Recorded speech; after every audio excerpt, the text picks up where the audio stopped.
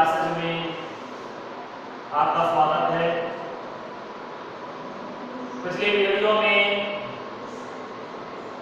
हम वायु से संबंधित कुछ बातों की चर्चा कर रहे थे, जिसमें हमारा मूल फोकस जल वाष्प पर था, यानी आर्द्रता के संबंधित बातें चल रही थी कि किस तरह से वायु नमी को अवशोषित करती है, सूर्य के तापमान के द्वारा जब धरातल पर उपस्थित जल वाष्प बनकर ऊपर उठता है तो यह वाष्प वायु में समाहित हो जाती है। वायु की एक निश्चित क्षमता होती है, क्षमता जितनी है उतनी वायु जल वाष्प ग्रहण करती है, और जब वायु की जल वाष्प ग्रहण करने की क्षमता खत्म हो जाती है तो वायु में मौजूद यही जल वाष्प संघनन की क्रियाओं के माध्यम से धरातल पर आकर गिरते हैं, जिन्हें ओस, कोहरा आदि नामों से जाना जाता है। वायु की बात हो रही थी, वायुमंडल का हम जिक्र कर रहे थे, तो वायुमंडल से संबंधित ही कुछ बातों की चर्चा और करेंगे कि आज हमारा वायुमंडल दूषित हो रहा है। कई समस्याएं वायुमंडल में मौजूद उत्पन्न हो रही हैं। ये समस्याएं सिर्फ वायुमंडल से ही संबंधित नहीं है, अपितु धरातल भी इससे प्रभावित हो रहा है। प्रदूषण हो रहे हैं, वायु प्रदूषण, जल प्रदूषण, ध्वनि प्रदूषण, वो बात एक अलग है, लेकिन उनसे भी कहीं ज्यादा गंभीर समस्याएं वायुमंडल में मौजूद हो रही हैं, उत्पन्न हो रही हैं, जिनके कारण संपूर्ण जैव जगत खतरे में आ चुका है। और उसी समस्याओं में एक समस्या है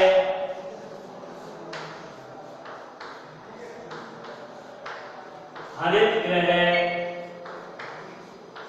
प्रभाव। आज हम इसी हरित गृह प्रभाव के बारे में जिक्र करने जा रहे हैं। नाम के अनुसार हरित गृह प्रभाव अर्थात ग्रीन हाउस इफेक्ट। क्या है ये ग्रीन हाउस इफेक्ट? जानने से पहले चर्चा करते हैं सिर्फ हरित गृह। हमारी पृथ्वी के कुछ क्षेत्र ऐसे हैं जो हमेशा बर्फ से ढके रहते हैं। 90 डिग्री नॉर्थ और 90 डिग्री साउथ का जो ये क्षेत्र आता है वो शीत प्रदेशों में काउंट होता है, और यहाँ वर्ष के लगभग 10 से 11 महीने बर्फ जमती है और 1 या 2 महीने सिर्फ बर्फ पिघलती है। तो यहाँ अत्यंत ठंड है, साथ ही सूर्य की किरणें भी यहाँ अत्यंत तिरछी पड़ती हैं, इसलिए 6 महीने के दिन और 6 महीने की रातें होती हैं। जब 6 माह के दिन और 6 माह की रातें होती हैं तो हम इस बात का अनुमान लगा सकते हैं कि इस इलाके में सूर्य का प्रकाश बहुत कम पहुंच पाता होगा। वैज्ञानिकों ने इस क्षेत्र में वनस्पति उत्पन्न करने का विचार बनाया, क्योंकि शीत प्रदेशों में वनस्पतियों का विकास करना या उत्पन्न होना संभव नहीं था, क्योंकि वनस्पतियां जो होती हैं वो प्रकाश संश्लेषण के माध्यम से अपना विकास करती हैं, और ये प्रकाश संश्लेषण की जो क्रिया होती है वो सूर्य के प्रकाश के माध्यम से होती है। लेकिन सूर्य का प्रकाश यहाँ बहुत कम मात्रा में पहुंच पाता है। ऐसे में वनस्पतियां पूरी तरह से अपना विकास नहीं कर पाती। आवश्यकता है या आवश्यकता महसूस हुई उस समय सूर्य के प्रकाश को वहां तक पहुंचाने की, यानी धरातल में उस क्षेत्र में वो गर्मी उत्पन्न करने की जिससे वनस्पतियों का उद्भव हो सके। आखिरकार वैज्ञानिकों ने एक कांच का घर बनाया।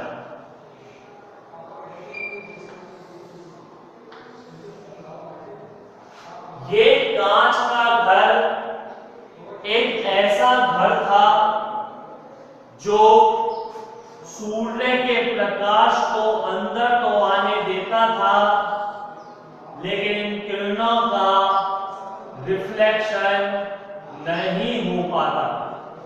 अर्थात किरणें अंदर तो आ जाती थी, लेकिन ये किरणें बाहर नहीं जा पा रही थी। ऐसी स्थिति में इस कांच के घर का अंदर का जो टेम्परेचर था वो बढ़ने लगा।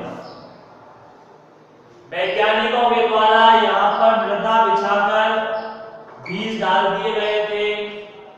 कुछ ही दिनों में जब अनुकूल तापमान हुआ तो इन बीजों में अंकुरण हुआ और ये बीज पौधे के रूप में विकसित होने लगे।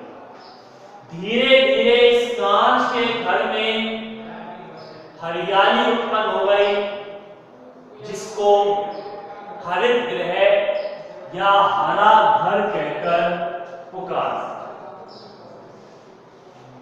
तो इस घर की विशेषता क्या थी? मुख्यतः इस घर की विशेषता यह थी कि इसमें सूर्य का प्रकाश तो अंदर आ रहा था, लेकिन वापस रिफ्लेक्ट नहीं हो पा रहा था। ऐसा ही घर का जो इफेक्ट है आज धरातल में देखने को मिलता है। मानव के द्वारा छोड़ी जा रही हानिकारक गैसें, जिनमें सल्फर, कार्बन, नाइट्रोजन, क्लोरोफ्लोरोकार्बन, ये हानिकारक गैसें ऑक्सीजन के साथ मिलकर ऑक्साइड का निर्माण करने लगे और यही हानिकारक गैसें वायुमंडल के ऊपरी सतह पर जाकर जमा हो रही हैं। परिणाम यह निकल रहा है कि धरातल पर सूर्य का प्रकाश तो आ जाता है, लेकिन वापस इनका रिफ्लेक्शन नहीं हो पाता, जिससे धरातल का टेम्परेचर बढ़ रहा है। अब सवाल ये उठता है कि जब सूर्य का प्रकाश अंदर आ रहा है तो बाहर क्यों नहीं जा पा रहा? इसका भी एक कारण है कि सूर्य का प्रकाश में जो आ रहा है ये किरण एक मुख्य किरण है जो ताकतवर होती है, मजबूत होती है, इसका वेग अधिक होता है। लेकिन ये जो किरण है ये परावर्तित किरण है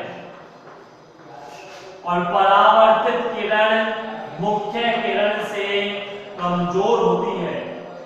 ऐसे में ये परावर्तित किरण इस भाग को भेद पाने में सक्षम नहीं हो पाती, इसलिए सूर्य का प्रकाश तो धरातल तक आ जाता है, लेकिन वापस इसका परावर्तन नहीं हो पाता।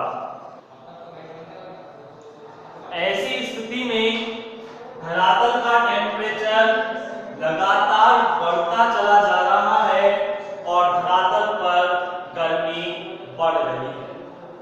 धरातल का टेम्परेचर बढ़ना, धरातल पर गर्मी का बढ़ना ही हरित गृह प्रभाव कहलाता है।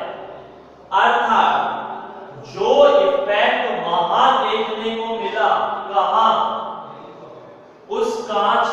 घर में जहां वैज्ञानिकों ने शीत प्रदेश के अंतर्गत एक कांच का घर बनाया था और उस कांच के घर में मृदा बिखेर कर बीज डाले थे। वह बीज अंकुरित हो गए क्योंकि उस कांच के घर के जो कांच थे वो इस तरह से थे कि जो सूर्य के प्रकाश को अब्जॉर्ब तो कर सकते थे लेकिन वापस उनको रिफ्लेक्ट नहीं कर पा रहे थे। ऐसे में कांच के घर की गर्मी बढ़ने लगी और फसलों को, बीजों को वो अनुकूल टेम्परेचर मिला जिससे वह अंकुरित हो पाए। आज हमारे धरातल पर भी यही स्थितियां देखने को मिल रही हैं। हमारे धरातल पर आज लगातार गर्मी बढ़ रही है। सर्दियों के मौसम में भी गर्मी है तो गर्मियों के मौसम में भी गर्मी, बरसातों में भी गर्मी, यानी सिर्फ गर्मी ही गर्मी। अन्यथा पहले मौसम चक्र बटा हुआ था। हर मौसम एक निश्चित क्रम के बाद संचालित होता था। 4 महीनों का बरसातों का समूह होता था जिसे चौमासा कहते थे। आज 4 महीने तो क्या 4 दिन भी बरसात नहीं आती। सर्दियां जो पहले कभी काफी अधिक पड़ती थी, 40 दिन के जाड़े पड़ते थे जिनको चिल्ला जाड़ा कहते थे, चिल्लाती हुई सर्दियां आती थी, हाड़ कपा देने वाली सर्दियां। आज ऐसी कोई सर्दी देखने को नहीं मिलती। आज सर्दियां सिर्फ इतनी सी रह गई कि हमने इनर पहन ली, शर्ट पहन ली और आराम से सर्दियां गुजर गई। अन्यथा पहले कई कई कपड़े ऊपर एक के ऊपर एक, inner, shirt, jacket, sweater, Jersey पहने रहते थे और तब भी सर्दियां लगा पड़ती थी। लेकिन अब वो सर्दियां खत्म हो गई। 10-15 दिन सर्दियां पड़ती हैं और उसके बाद सर्दियों का कोई मौसम नहीं। अभी तो पूरे वर्ष भर सिर्फ और सिर्फ दिखाई देती है गर्मी, गर्मी और गर्मी। आप देखिए अक्टूबर आने वाला है लेकिन गर्मियों का अभी भी प्रभाव वैसा ही दिखाई दे रहा है जैसा कभी मई जून में दिखाई दिया करता था। तो ये सब जो उत्पन्न हो रहे हैं वो इस हरित ग्रह प्रभाव के कारण ही है, यानी धरातल का टेम्परेचर लगातार बढ़ रहा है और इसके लिए जिम्मेदार कोई और नहीं, सिर्फ और सिर्फ मानव है। क्योंकि मानव के द्वारा छोड़ी जा रही वे हानिकारक गैसें जैसे सल्फर,